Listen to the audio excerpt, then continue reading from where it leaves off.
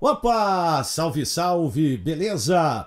Empresário de Cavani confirma interesse do Inter na contratação do atacante uruguaio. Saiba qual a maior mudança do Internacional em 2020.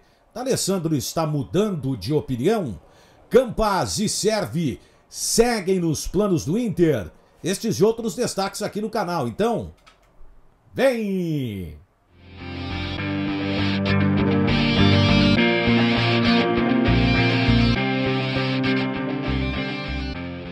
Olá, eu sou o Daniel Oliveira, sejam bem-vindos ao meu canal Espaço com conteúdo voltado à dupla Grenal, trazendo opinião, informação e interatividade. Te inscreve aqui no retângulozinho vermelho no canto da tela se não está inscrito no canal. Se gostou, mete like, não gostou, dislike, comentários aqui embaixo e ative o sininho. Causou um alvoroço, né? O que acabou falando em termos de entrevista na Itália, Walter Guglielmonte, sobrenome difícil, tive que escrever aqui, meus amigos. E ele concedeu uma entrevista à imprensa italiana falando sobre o futuro de Cavani, jogador que tem a possibilidade de deixar o Paris Saint-Germain e poderia até mesmo voltar a vestir a camisa do Napoli. Lembrando que esse atleta já despertou também o interesse no Atlético de Madrid. E o empresário falou em 3 clubes brasileiros interessados no Cavani: Flamengo, Palmeiras e Inter. Então vamos explicar. Desses 3, apenas 2, para não dizer 1, tem condição de investir, né, na contratação do uruguaio. O maior seria o Flamengo, o segundo o Palmeiras. O Internacional, nenhuma chance. Por que eu estou dizendo isso? Estou explicando e ainda explicarei ao longo deste vídeo. Basta recapitular um episódio que ocorreu também nesta semana, que foi uma entrevista do presidente Jorge Amoel. Que pronúncia, hein? Presidente do Boca Juniors, que admitiu o sonho em contratar o uruguaio, principalmente após o Cavani dizer que gostaria de vestir a camisa do Boca, mas admitiu que é um jogador totalmente fora da realidade financeira do Boca. Por mais que pudesse traçar uma estratégia de contratação, isso seria muito complicado para o time argentino. A tendência é que o Cavani continue no futebol europeu. E por que o Internacional não vai contratar o Cavani? Porque não tem dinheiro. E digo mais, as demais contratações do Internacional estão ameaçadas. E aí eu quero falar de Campas e Servi. O Inter está tentando o Campas apenas por empréstimo. O Servi, claro, também seria a mesma modalidade, embora um pouco mais difícil. Resta saber como é que ficará a situação do Benfica, que sofrerá algumas mudanças. Chegou a se especular a volta do Jorge Jesus, embora a direção do Flamengo garanta que o português permanecerá comandando o rubro-negro. Assim sendo, vai mudar de técnico e, claro, os jogadores serão reavaliados. O Servi até pouco tempo não estava jogando, depois ressurgiu no time do Benfica. É um jogador que esteve muito perto do Internacional, mas hoje é muito difícil o Inter fazer as contratações de forma definitiva. E também não dá para se esperar que o Benfica, por exemplo, tenha a mesma atitude que teve com o Saravia para liberar o jogador para o Internacional. E por que eu estou dizendo isso? O Inter vive um clima de indefinição, uma incerteza muito grande, como me confidenciou um dirigente do alto escalão do clube.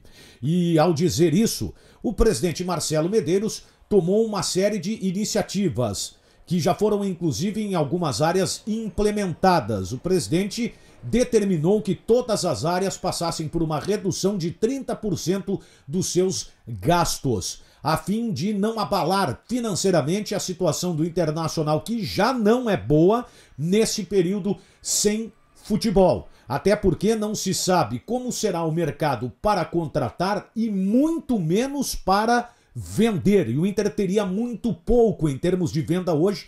Seria difícil arrecadar um valor que desse um desafogo ao clube com os jogadores que ele teria à disposição para negociar, por exemplo, de uma forma definitiva. Portanto, Servi e Campas não estão nos planos do Internacional de uma forma tão forte como estiveram antes, por exemplo, desta pandemia. Não estou querendo dizer aqui que o Inter não vai contratar, mas a tendência muito forte é o que se fala nos bastidores do clube, que dificilmente o Inter fará uma contratação para a volta do futebol, a disputa da Libertadores da América, a disputa da Copa do Brasil, se for de fato o Inter participar, e do Campeonato Brasileiro. Essas medidas que foram determinadas pelo presidente do Internacional, em termos de departamento de futebol, já se iniciaram. Isso porque o clube acabou negociando alguns jogadores que não estavam nos planos, né? Quando pôde, o Inter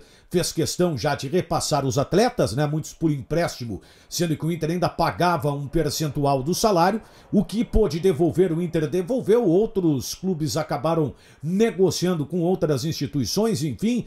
Esta foi uma iniciativa e a outra foi de extinguir o Inter B, né? Que agora transforma o Sub-20 no último estágio do atleta para ingressar no grupo profissional, o que reduz a folha do Inter em R$300 mil. Ainda não foi possível porque isso não completou um mês ainda e ainda tem jogadores que estão vinculados ao Internacional e a ideia é negociar a maioria, né? Poucos mesmo serão aproveitados. E diante desta nova metodologia no clube, a ideia é justamente de pegar os atletas mais jovens que se destacarem no Sub-20 do Inter e aí já proporcionar o aprendizado no grupo principal, o que faz com que consiga se moldar o jogador naquilo que ele apresenta como deficiência, ajustar o que precisa evoluir, dar experiência com a convivência com os profissionais e, ao mesmo tempo, atender à necessidade do mercado europeu, que é de contratar jovens sul-americanos. Isso agregaria bastante, permitiria ao Internacional também arrecadar valores importantes com as negociações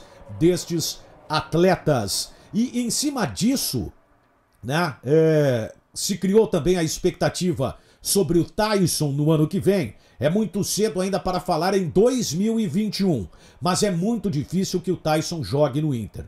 A ideia seria contar com um atacante e o atacante jogar no Inter no começo do ano. O Inter não vai ter nenhum tipo de poder para negociar com o Shakhtar. E o Shakhtar não costuma liberar o jogador desta forma. Na metade do ano ele viria rompendo o contrato lá, encerrando o contrato, melhor dizendo, porque assinaria um pré-contrato. Mas ainda restaria saber se estaria nos planos, primeiro, do Shakhtar ou o Taison ter o Internacional nos seus planos no momento profissional em que ele estiver vivendo. Mas, enfim, a gente sabe que há vontade do jogador e isso pode contribuir. Mas é muito cedo ainda para falar no ano de 2021. Como eu disse para vocês, é cedo para falar em 2020, com essas inúmeras iniciativas que a direção do Internacional vem tomando, né, que implicam em uma drástica redução de gastos no clube. O D'Alessandro pode estar mudando de opinião, hein? Aliás, parabéns ao Inter, parabéns à comunicação do clube, a quem teve a iniciativa de disponibilizar os atletas em contatos com o torcedor nas redes sociais, mais precisamente nas lives do clube do Instagram. Foi muito legal. O D'Alessandro e o Taison até trocaram uma ideia. O Taison apareceu com uma camisa do Rubem Paz, uma camisa retrô antiga do Internacional, né? Que deu uma grande repercussão, camisa que foi dada pelo Flávio Richter, né? Que tem a loja Memórias do Esporte, né? Que é um colecionador de camisa. Tem a live que eu fiz com ele ontem aqui também no canal. Você pode acompanhar muitas histórias sobre camisas de futebol. Para quem gosta de fato, eu recomendo. E o D'Alessandro, olha, até aventou a possibilidade de jogar por mais uma temporada. Isso não significa que será no Inter. Depende, pode receber uma proposta no final do ano que seja interessante para o D'Alessandro financeiramente, mas mudou um pouco daquilo que ele chegou a falar no final do ano de 2019 e começo desta temporada, que 2020 seria o último ano dele como jogador. Então, o D'Alessandro já pode repensar a sua carreira e estudar mesmo a possibilidade de atuar por mais uma temporada. Como eu falei na abertura do vídeo, eu acredito que a maior mudança do Internacional veio fora das quatro linhas para esta temporada. Eu não estou me referindo a reforços, eu estou me referindo à atitude do grupo de jogadores. Por quê? Primeiro, a compreensão ao trabalho do técnico, a vontade dos jogadores em cima do que o Kudê vem exigindo. Ou seja, isso dentro de campo reflete numa melhora absurda do desempenho do Internacional, mesmo que esteja distante do ideal. Mas a evolução, ela é enorme pelo que se viu, principalmente do Inter no ano passado. E todos os jogadores começaram a compreender a ideia do técnico e por isso alguns crescimentos individuais, até mesmo de jogadores que no time titular não vinham bem, mas jogando nas suas posições como alternativas, quando foram exigidos, cresceram bastante. E a própria compreensão dos atletas em relação a esse momento financeiro do Internacional, que já não era bom e que fica mais complicado ainda com a questão da pandemia. O Inter está ajustando o acordo com os jogadores, os atletas foram sensíveis a este momento e isso acaba sendo importante no desenvolvimento do trabalho do Internacional ao longo desta temporada. Futebol que deve retornar em junho. Não se descarte a possibilidade. Tem muita gente falando que somente em julho o futebol pode ser disputado no Brasil, mas há quem diga que em junho. Essa é uma informação, né, entre aspas, que circula no ambiente tanto do Grêmio quanto do Internacional. Certo, gente? Comentários aqui embaixo. Gostou do vídeo? Mete like. Não gostou? Dá dislike. Tudo certo.